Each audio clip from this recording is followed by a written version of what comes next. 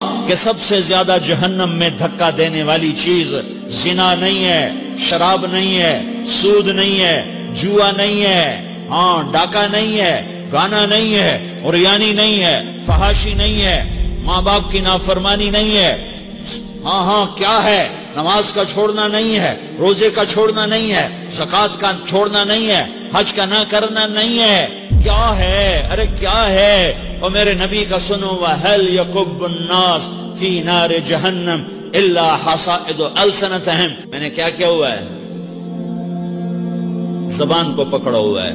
معاذ بن جبل کو ایسے سمجھایا جیسے معصوم بچے کو سمجھایا جاتا ہے۔ معاذ بن جبل وہ شخص ہے جس کے ہاتھ میں علماء کا جھنڈا ہوگا قیامت کے دن۔